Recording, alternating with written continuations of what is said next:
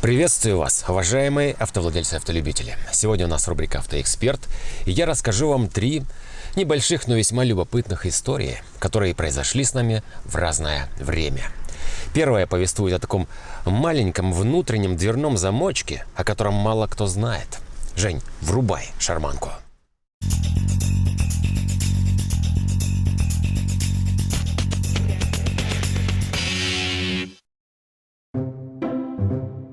Этот случай произошел на днях. Многие обратили внимание, что последние выпуски я веду из Kia Ceed. И вот так получилось, что простояв месяц, у этой комментаторской кабинки сел аккумулятор. И вот после записи очередного выпуска у нас возникла дилемма.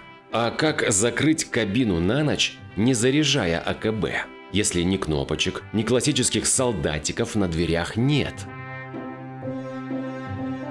Каково же было наше удивление, что хозяин машины, как и многие седоводы, про это ничего не знают. Ну что же, если села АКБ, то закрываем машину так. Аналог кнопочки или солдатика находится вот здесь. В замке еще замочек такой махонький. Проворачиваем его отверткой или ключом. Вот теперь захлопнем дверь. Вуаля, сработало, закрылось. Также проделываем и на остальных. Внимание! Проверьте, что ключ положили в карман, а не на сиделку. А то захлопните на свою голову, ведь доступ в машину теперь будет только через водительскую дверь, которую открываем ключом. Вопрос. А как же открыть остальные двери? Ведь к заветному маленькому замочку теперь не попасть. Невольно всплыла из детства сказка про Красную Шапочку. Бабушка, а как дверьку-то открывать? Дерни за веревочку, и дверь откроется. Итак, открываем дверь водителя ключом, залезаем в салон, а в роли той самой веревочки, за которую нужно дернуть, выступит ручка. Не открывается. Ну да, здесь кто во что горазд. У кого-то сразу откроется, но в Сиде нужно дернуть 2 раза. Ну, хейтеры корейцев, готовы разгромить такую инженерию? Однако не спешите, как бы в порыве разгрома самих себя не обгадить. Дело в том, что корейский автопром, он вторичен, сами ничего не придумывают. И вот такие замки тоже не их изобретение. Они есть у многих автомобилей. Посмотрите, как изгаляются некоторые, чтобы закрыть машину. Если надо, допустим, снять АКБ для подзарядки. Многие не знают о существовании внутреннего замочка и дают вот такие вредные советы. Поэтому, если на дверях вашего автомобиля нет ни кнопочек, ни солдатиков, то, скорее всего, есть такой же внутренний замочек. Он нужен для того, чтобы закрыть машину без аккумулятора.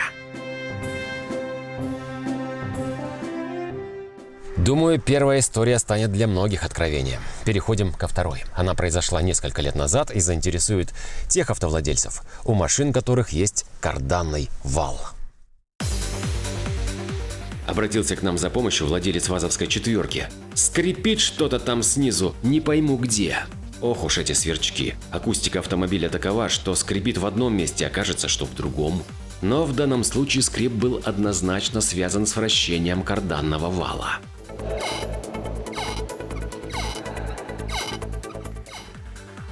Похоже на резину. А поэтому владелец смазывал и там, и сям, но не помогало. И вот тут мы присмотрелись к крестовине. Следы ржавчины намекали на то, что один из ее подшипников высох. И вот такие случаи мы уже встречали в нашей практике.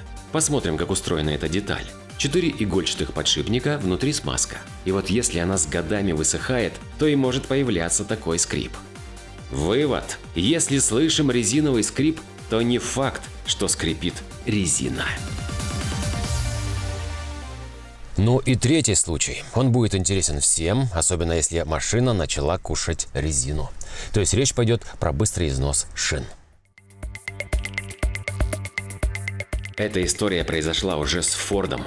Си-Макс стал пожирать резину на передних колесах, притом хитро. Внутренние боковины сразу и не заметишь. А когда хозяин спохватился, уже торчал корд. А это уже новые шины поставил.